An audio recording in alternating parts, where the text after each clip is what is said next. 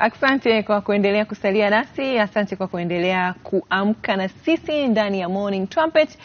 Tunajua wewe ni mtumiaji wa fedha, tunajua wewe ni mtafutaji, tunajua wewe ni mpambanaji, lakini katika harakati zako za kupambana kutumia fedha, kuna eneo la muhimu sana la juu ya kutunza fedha hizo unazozitafuta, ya juu ya kuwekeza fedha hizo unazozitafuta. Wapo ambao wao wanasema hawawezi kabisa kuweka fedha kwenye akaunti zao za benki, kwa sababu ikitokea tu changamoto kidogo, hata kama ilikuwa hahitaji ile fedha, anajikuta anaitumia.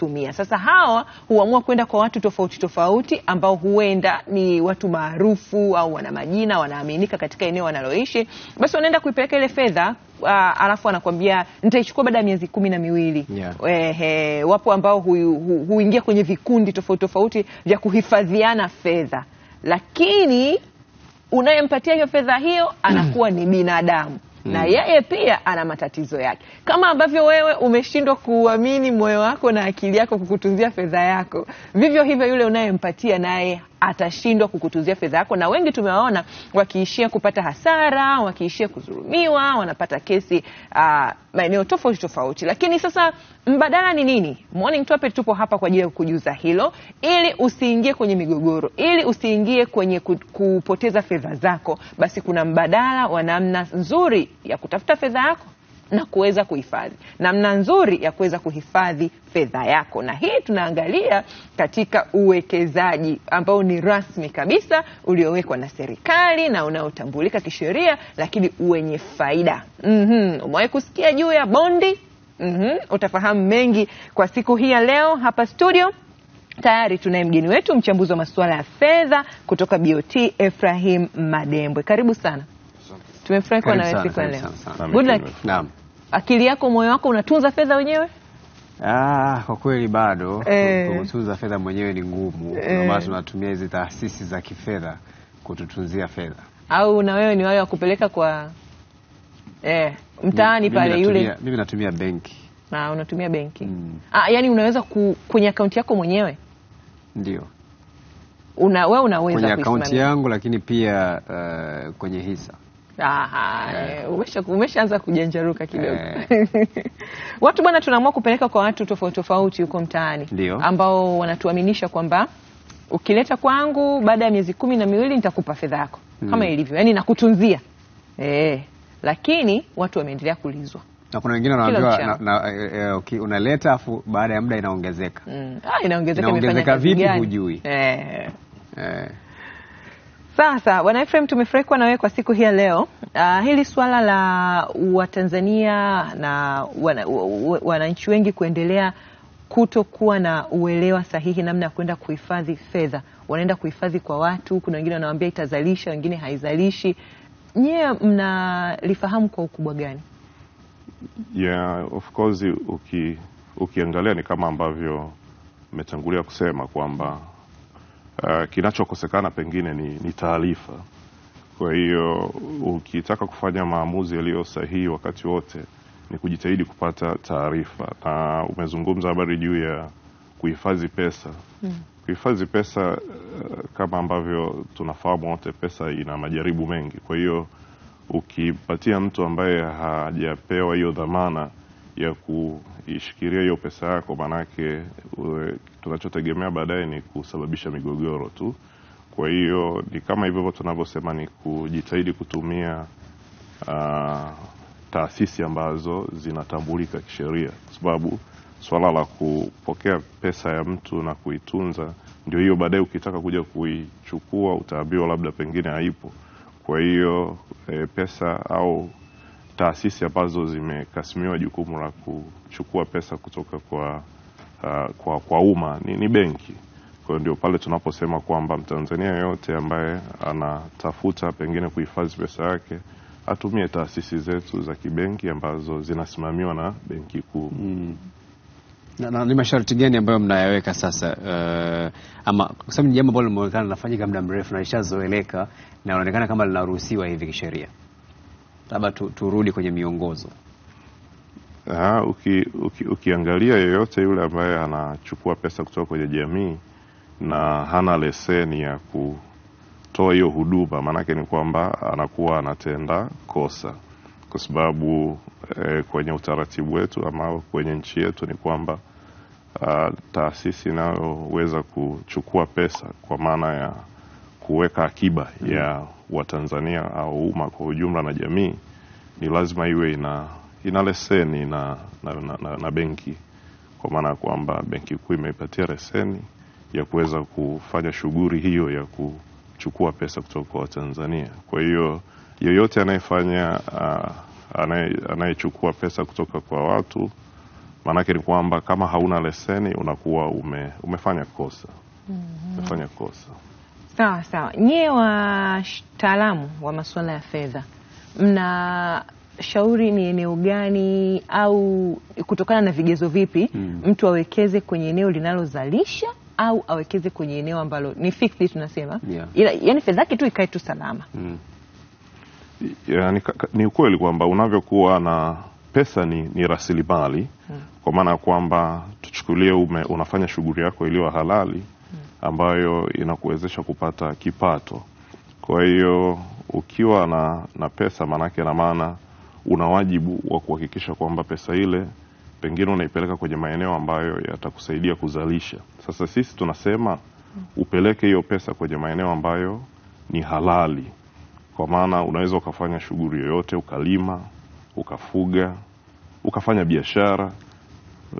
Katika misingi hiyo ni kwamba utakuwa umejielekeza kwenye kufanya shughuli ambazo ni halali. Lakini tukirudi kwenye eneo la uwekezaji, unaona kwamba yako maeneo mengi ambayo unaweza ukawekeza pasipo pengine kutumia nguvu nyingi, na ndipo pale ambapo unaona kwa mfano kwa upande wa serikali imeweka wazi, serikali inauza dhamana zake za serikali. Unaweza ukawekeza kwenye dhamana za serikali mahali ambako unawekeza na hautumii nguvu nyingi, lakini unapata gawio au unapata faida ambayo inakuwa ni halali. Mathalan tunazungumza leo hii ukiwekeza kwenye hati fungani ya serikali. Tunayo hati fungani ya serikali hadi ya miaka 2 ambao kima cha chini cha kuwekeza ni shilingi milioni 1, ambapo una uhakika kwa mwaka utalipwa gawio la 12.5. Sasa kama una uwezo wa kulipwa 12.5, kwa maana yake ukiweka milioni 1 unaweza kupata milioni 1,120,000. Ukiweka milioni 1 maana yake utapata 1,120,000. Kwa hiyo unakuwa umeweka sehemu ambayo ni salama na una uhakika kabisa kwamba katika kipindi hicho ulichokubaliana na serikali cha miaka 2, serikali itakulipa gawio ya riba ya 12.5 kwa mwaka wa kwanza, mwaka wa pili serikali itakurudishia ile shilingi milioni 1 hapo. Kwa hiyo ndipo hapo tunapowakumbusha Watanzania kwamba tunapotafuta kutumia au kuwekeza tuende kwenye maeneo hayo ambayo hayatatuletea migogoro. Kuna kitu pia kinaitwa hela ya mchezo. Watu wanafanya michezo, yani kwamba wanakusanya hela, yani ni mfumo huo, lakini kama wanakusanya, wakishakusanya wanampa mtu mmoja. Wengine wanakusanya tena, kuna mtu mmoja ambaye anakuwa yeye ndo kama taasisi, wanamuita kijumbe. Wanamkusanya yeye, anazichukua alafu wanampa, zikisha kufikia wote kishatoa, labda wasema mwezi huu tunampa Mercy, mwezi ujao wanakupa wewe. Na hiyo ni mfumo ambao unaruhusiwa na unaweza ukaendelea, upo kihalali kwa mujibu wa miongozo yetu? Hapana. Hela yoyote ambayo inafanyika nje ya utaratibu wa mifumo iliyo halali, manake na maana inakuwa ni haramu. Kwa minajili hiyo ulioizungumza kwamba tumemchagua mtu, tumemwita kijumbe, ni mtu tu ambaye tumetokea tu kumwamini, alafu tukachukua pesa zetu tukampa yeye atuhifadhie, ndipo pale unapokuja kusikia siku ya siku anakuambia nimeibiwa. Kwa hiyo manake na maana ni kwa nini ameibiwa? Ameibiwa kwa sababu huyu mtu hakuwa amekasimiwa kihalali kushika pesa. Na mara baada ya hapo kinachotokea huwa ni migogoro. Kwa maana kwamba tunasema huyo kijumbe ametoweka, hayupo. Je, ukipatwa na janga kama hilo utaenda kushtaki wapi? kwa sababu kutakuwa hakuna sheria ya kumshtaki. Hakuna sheria ya kumshtaki. Ndio imeenda. Of course atakuwa anawajibika pengine kwenye mamlaka zingine za kijinai kwamba amejishughulisha kwenye shughuli ambayo isiyo halali. Lakini kuingia kwenye biashara kama hiyo kwa kweli unaingia unakuwa kusema kweli una moyo mgumu tu, umejivisha bomu mwenyewe. Kwa sababu ukipoteza hiyo hela hautakuwa na sehemu ambayo utaweza kwenda kuidai. Kwa sababu ni biashara ambayo inaendelea na inaonekana kunufaisha wengi na wengi wanafanya. Benki Kuu hamuoni namna yoyote ya kuihalalisha na kuirasmisha? Kama kikundi labda ambacho mtu anataka kuanza kuchangisha watu aje ajisajili, na kama kuna utaratibu wote, kama atakuwa na kulipa kodi na chochote kile yani ambacho unahitaji kufanya. Ukiangalia kwa Benki Kuu of course utaona kwa upande mmoja kuna hizo taasisi za kifedha ambazo ni benki ambazo zinasimamiwa na Benki Kuu. Lakini kwa sababu ya upatikanaji wa huduma kwa ukaribu kwa wananchi, kumekuwa na hiyo utoaji wa huduma ndogo za kifedha. Kwa maana hizo taasisi ambazo zinatoa huduma ndogo ya kifedha ambazo na zenyewe nazo zinawajibika kupata leseni kutoka Benki Kuu. Kienda kule kwa upande mwingine utaona kuna tume ya ushirika ambayo inatoa leseni kwa hizi SACCOS, ambako unaona kwenye SACCOS unaweka akiba alafu unakopa kwa kadri unavyoweka hiyo akiba. Kwa hiyo tukijielekeza kwenye maeneo hayo ambayo tunaona kabisa kwamba hakuna ulazima wa kwenda kutumia hizo upatu kwa kutumia vijumbe, wakati serikali kwa ujumla wake imewezesha kuzisogeza hizo huduma milangoni kwa wananchi. Kwa hiyo ni kuendelea kusisitiza tu kwamba tutumie watu wa huduma za fedha ambao wako wamepewa leseni na wanasimamiwa na mamlaka. Sawa. Tudadavulie sasa maeneo ambayo ni sahihi ya kuwekeza kwa watu badala ya kufanya hii michezo. Kwenye nchi yetu ni kwamba tuna taasisi mbalimbali ambazo zinatusaidia sisi kama wananchi. Kama ni eneo la kuweka akiba, manake na maana ili kusudi uweze kuwekeza kama hivyo ambavyo umesema, ni lazima pengine uweke akiba. Kwa hiyo nchi imetengeneza utaratibu ulio mzuri. Ukienda kwa upande wa kuwekeza kidogo kidogo, unaweza ukatumia Unity Trust of Tanzania ambayo unaweka kidogo kidogo kwenye ile mifuko yake ya UTT. Alafu pesa ile inavyokuwa imeongezeka iko nyingi, maanake unaweza sasa ukaitoa ukaipeleka kwenye malengo mengine makubwa. Lakini hata hivyo tunazo benki ambazo zinasimamiwa na Benki Kuu, kuanzia kwenye mtu wa chini kabisa ambaye ameanza biashara kidogo. Unaweza ukawa unaweka akiba kwenye benki, alafu ile akiba inavyoongezeka maanake unaigeuza na kuwa kiasi cha pesa ambacho unaweza ukawekeza. Kwa hiyo mathalan tukisema labda unataka kuwekeza kwenye hati fungani, maanake tunasema kima cha chini ni shilingi milioni 1. Kwa utaona ni namna gani ambavyo unaweza ukaikusanya milioni 1, ama ni UTT kwa kutumia ile mifuko yake alionayo, ama umeweka pesa benki alafu ikiongezeka unaichukua unaipeleka serikalini.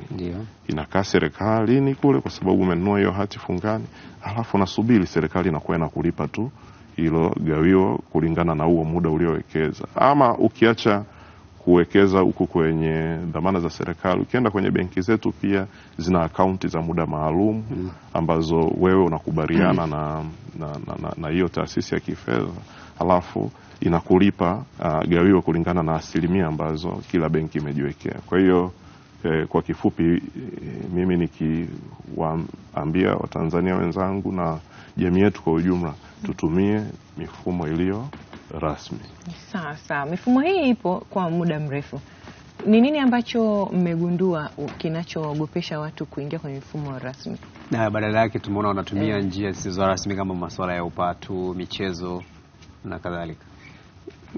Nafikiri ni kasumba tu ambayo imetujia sisi Watanzania. Unajua mara nyingi sana mtu anadhani kwamba labda kuingia benki au kwenda kwenye hizi taasisi zilizo rasmi, anadhani kwamba labda ni ngumu lakini mimi ni asubuhi ya leo ni wahakikishia Watanzania kwamba kuziendea hizi taasisi zilizo rasmi sio jambo gumu kiasi hicho. Kwa hiyo tuache tu ule uvivu wa kufikiri kwamba tunaweza tukayapata mambo kwa urahisi, labda kwa sababu mimi ninamfahamu X au namfahamu Y kutokana labda na umaarufu wake. Kwa hiyo naona labda yeye ndio anaweza akawa na ushawishi zaidi wa kunishawishi niwekeze labda hela pesa kwake. Lakini tuseme tu iliyo wazi kwamba tujielekeze kwenye kutumia mifumo rasmi. Hakuna ugumu wa aina yoyote. Benki kuu kwa mfano mathalan unaweza ukaona labda ni ngumu pengine kufikia benki kuu, lakini tunazo benki ambazo ziko kwenye nchi yetu kila sehemu. Kwa hiyo hakuna ugumu wowote kwenye eneo hilo. Ni basi tu ni sisi wenyewe tunajikuta mwisho wa siku tunajielekeza kwenye maeneo ambayo sio rasmi. Sawa. Kwa kuwa wewe ni mtaalamu wa masuala ya fedha, unaweza ukatusaidia hapa na umekuwa kwenye fedha kwa muda mrefu. Natakiwa niwe na uwezo wa kuingiza fedha kiasi gani hadi nianze kuweka akiba na uwekezaji? Kwenye kuweka akiba ni hali tu ambayo inategemeana na wewe uko kwenye shughuli ya kiuchumi inayoweza kukuzalishia pesa ipi. Kwa hiyo ukiangalia kwa mfano kwa sasa unaweza ukatumia simu ukaweka akiba. Yaani unaweza ukaifikia benki ukiwa umeketi hapo au ukiwa uko hapa ofisini ukaweka tu taratibu kwamba kwenye shughuli yangu mimi halali ninayofanya, iwe ni uvuvi, iwe ni kilimo, iwe ni kazi ya kuajiliwa, kwamba unatengeneza tu taratibu kwamba kwenye mahitaji yangu mimi ya siku au ambayo yatanipelekea kwa mwezi kwamba labda nina matumizi ya kwangu kiasi gani. Kwa kwenye yale matumizi ulionayo ni kiasi gani uweke akiba. Kwa swala la kuweka akiba linategemeana na mtu mwenyewe ambapo anafanya shughuli gani ambayo inamwezesha kupata hicho kipato. Kwa unatengeneza tu asilimia kadhaa utakuwa naweka akiba. Kwa hiyo kuweka akiba ni swala la mtu binafsi mwenyewe. Yeah. Sasa turudi kwenye hii michezo ya upatu, na tunafahamu kwamba kuna watu wanafanya hivi baadaye wanakuja kulalamika kwamba nimempa mtu pesa yangu amepotea au nimetapeliwa. Lakini kwenye sheria inapokuja swala la upatu, ambaye anawajibika ni nani? Yule aliyechukua fedha za watu akapotea, au hata hao ambao nao pia wanafanya kuweka fedha zao kwenye hizo taasisi? Hiyo nafikiri inagusa pande zote. Na cha kwanza ni yule ambaye alijitengenezea uhalali wa kuchukua pesa kutoka kwenye jamii, kwamba mimi leo hii Efraimu nijitangaze tu kwamba nachukua pesa kutoka kwenye jamii. Maana yake ni kwamba mimi ndio nitakuwa kwanza nina wajibu mkubwa wa kwamba nimejipa huu uhalali wa kuchukua hela wakati sijafuata taratibu za kisheria. Kwa hiyo huyo yoyote ambaye anajiingiza kwenye shughuli ya kuchukua pesa kutoka kwa jamii na kukaa nayo, maana huyo atapambana na mamlaka, kwa maana kwamba vyombo vya dola vitashughulika naye, kwa sababu atapaswa yeye kuonyesha ni kitu gani kilichompa uhalali wa kuichukua pesa kutoka kwa jamii. Kwa hiyo huyo ndio anakuwa amekaa kwenye upande mmoja ambao ni wa hatari zaidi, kwamba umevunja sheria za nchi yetu. Umechukua pesa wakati wewe hauna hata hiyo leseni ya kuchukua pesa. Kwa hiyo wewe ni mhalifu. Na anawajibika kijinai au madai? Hiyo ni jinai, na tutaiacha kwenye vyombo vingine vya dola ambavyo kwenye nchi yetu vina wajibu wa kushughulika na watu kama hao. Sawa. Kuna hao wengine ambao wanachukua fedha kwa njia ya tunaweza tukasema ni biashara hewa. Anakwambia imekuwa maarufu sasa kwa miezi hivi karibuni, kuanzia mwezi wa 12 anakwambia utaangalia video 5 utapata 50,000. Ukimaliza kuangalia hizo video 5 unahitaji kuchukua ile 50,000 ni kwa njia online. Anakuambia umepata 50,000, sasa inabidi utume 100,000 ili tukutumie 100,000 na 50,000. Bila shaka mmeshaanza kupata lawama hizi. Guda akija kukutana nayo hii bado. Utakutana nayo. Sote unaona tumecheka kwa sababu ni jambo ambalo actually ukilisikia unaweza ukajikuta umecheka kwamba hakuna tufikiri tu katika mazingira ya kawaida hakuna pesa iliyo rahisi. Yani anakufanya uone kama umefanya kazi fulani hivi. Anakwambia bidhaa yangu iposti, kama ni bidhaa kwa mfano, iposti mara 3. Ikifikia afu share na watu 20. Kuna namna anakufanya uone umefanya kazi, lakini kiuhalisia kila kitu ni hewa. Yani kama hivyo ulivyozungumza, na kwenye eneo hilo kusema kweli ningependa tu kuwaasa na kuwaambia Watanzania wenzangu na jamii kwa ujumla kwamba tusipende sana kujielekeza kwenye kuipata pesa kwa urahisi. Pesa yote ambayo unaitiwa kwa urahisi namna hiyo ni lazima ujiulize mara mbili, na ndio kama pale nilivyosema mwanzoni kwamba yote ili kusudi uweze kufanya maamuzi ambayo ni sahihi unahitaji taarifa. Mathalan ninavyokuja mimi X nakwambia kwamba posti hiyo kwenye mtandao, alafu then baadaye sijui unipe.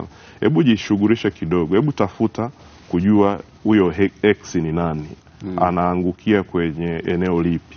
Je, ni mtoa huduma za pesa ndogo ndogo?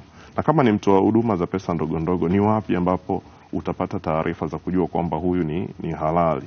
Kwa hiyo ukija kwenye eneo la sekta ya fedha kwa maana ya benki na watoaji wa huduma ndogo za fedha na kule kwenye SACCOS, huko mahali ambako una uwezo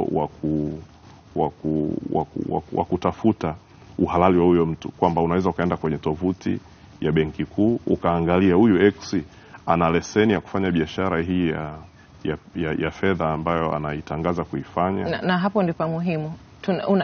Unawezaje kuthibitisha kwenye tovuti ya BOT? Ukienda kwenye tovuti ya Benki Kuu, hao watoa huduma wote wa fedha ndogo ndogo wanaopewa leseni wameorodheshwa pale. Lakini hata hivyo tuko kwenye hatua za mwisho kwa maana ya Benki Kuu kuhakikisha kwamba ukiwa umemsikia mtoa huduma yoyote wa fedha uweze kumhakiki kwa kupitia simu yako.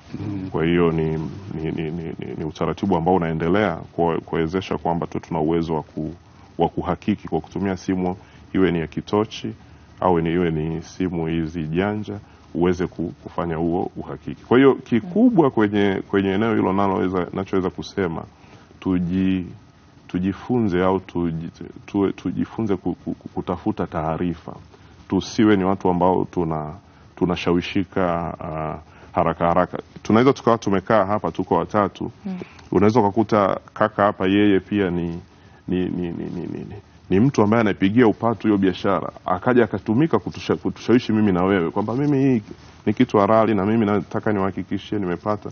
Lakini mwisho wa siku anatumika kutuingiza kwenye biashara ambayo sio halali. Kwa hiyo ni hivyo. Kitu tunachokiona pia kwenye nchi yetu ni kwamba bado tunahitaji elimu kubwa kuhusiana na masuala ya hasa kwenye thamani ya pesa, thamani ya shilingi yetu. Na niliona moja kati ya vitu ambavyo mmekuwa mkifanya ili watu kuona thamani ya fedha. Kwa mfano kuna baadhi ya vitu mlikuwa mnapiga marufuku Benki Kuu.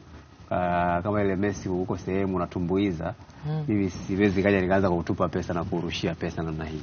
Lakini hilo pia la thamani ya pesa, hilo ombwe la thamani ya pesa naliona pia kwa watu ambao wanajiingiza kwenye vitu vya namna hii, kwamba mtu anakuambia weka kiasi fulani ili upate kiasi fulani. Yaani kwa mtu ambaye unayejua thamani ya pesa, yani uwezi ukawa hata wewe mwenyewe unatamani kupata pesa bila kuona kwamba kuna kazi ambayo umeifanya ya kukuingizia ile pesa. Yaani kuna ile productivity, kuna kitu kimefanyika ambacho wewe umepata ile pesa. Sasa hiyo naona pia ni elimu ambayo inakosekana. Mna mpango gani hasa kuongeza hiyo elimu kwa wananchi? Ni hata hapa hiki tunachokifanya bado tuko kwenye muktadha huo kuhakikisha kwamba tunaendelea kuhabarisha Watanzania kutoka kwenye maeneo mbalimbali. Tumekuwa na hizi kampeni ambazo tunazifanya kwenye vyombo vya habari.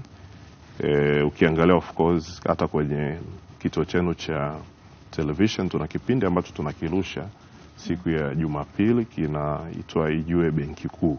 Kwa hiyo kwenye kipindi cha Ijue Benki Kuu ni mahali ambako tunaeleza huduma mbalimbali ambazo Benki Kuu tunazitoa na kuonyesha makatazo ya maeneo ambayo ni hatarishi wa Tanzania na jamii kwa ujumla kupeleka hela zao huko. Kwa hiyo ni jambo ambalo ni endelevu. Swala la kutoa elimu ni endelevu. Tutaendelea kila tunapopata nafasi, utaona kwenye mikusanyiko ya watu, kwenye maonyesho ya kibiashara, unaona pale Benki Kuu tupo. Kwa hiyo ni ile tu kuendelea kuwasisitiza Watanzania kwamba tujifunze kutafuta taarifa. Kwa hiyo utaona taarifa zipo, ila isipokuwa tu ni mtu mwenyewe unakuwa labda na huo uharaka wa kutaka kulifanya jambo lako ukiona kwamba pengine ni halali. Sasa kwa hawa ambao wanafanya hiyo utapeli na vyote hivyo udanganyifu wa kujipatia fedha, wengi wao huwa wanaonesha vyeti vile kwamba tumeshathibitishwa na Benki Kuu. Kama ulivyosema, sasa hivi kuna tovuti mtu anaweza akahakiki. Lakini nyewe kuna chochote ambacho mnafanya kuwafuatilia watu kama hawa wanaotumia udanganyifu huo na kuonesha kwamba tumethibitishwa na Benki Kuu? Ndio maana unaona kwa mfano kwa siku za karibuni utaona kuna kampuni nafikiri ilikuwa inajihusisha kuchukua hela na kuwaambia Watanzania kwamba ukiangalia movies vitu gani kwenye mtandao huko utaweza kupata hela, na wakaonyesha kwamba ni kweli wamepata leseni ya Benki Kuu, lakini sote ni mashahidi. Utaona Benki Kuu ilitoa lile tamko siku ile mara baada ya kuona kwamba kuna taharuki ambayo imetokea kwenye umma. Kwa hiyo ni kuact tu kwa namna hiyo kwamba tunavyosikia tunaiona hii ni kampuni ambayo inataka kuwapelekea Watanzania kupoteza pesa zao, ni kuact mara moja na kuviambia vyombo vyetu vya dola viweze kushughulika nao. Kwa hiyo ni kwa mtindo wa namna hiyo tu. Sasa kwa kumalizia sasa sijui kama mwenzangu bado ana swali. Kumalizia, unalipi la kuambia wananchi kuhusiana na hii mitindo ya upatu kupeleka fedha zao kwenye taasisi ambazo sio rasmi? Kwa kumalizia niendelee tu kusema kwamba ni muhimu kwa Watanzania na jamii yetu kwa ujumla kuhakikisha kwamba kuanzia kwenye kuweka akiba. Ukitaka kuweka akiba ni lazima ufate taratibu, uende ukaweke akiba kwenye taasisi ambazo ni rasmi zinazosimamiwa na Benki Kuu na mamlaka nyingine. Lakini pia ukitaka kupata faida kwa maana ya uwekezaji, usiadaike kwenda kwenye maeneo ambayo au kwa watu ambao hawana leseni, hawajasajiliwa. Kwa hiyo nayo unaweza ukaenda pia kwenye maeneo ambayo ni rasmi kwenye nchi yetu. Kija kwa upande wa serikali huku utaona kuna hiyo eneo la uwekezaji kwenye hati fungani. Kwa hiyo ni waase wa Tanzania na jamii kwa ujumla tusiwe watu rahisi wa kushawishika pasipo kufanya uhakiki na kutafuta taarifa sahihi. Hicho ndio ninachoweza nikakisema asubuhi ya leo. Naam, shukrani sana. Asante sana kwa kuja kuzungumza nasi. Na sisi tunakamilisha hivyo tukiwa hapa na Ephraim Madembwe ambaye ni mchambuzi mkuu wa masuala ya fedha kutoka Benki Kuu ya Tanzania.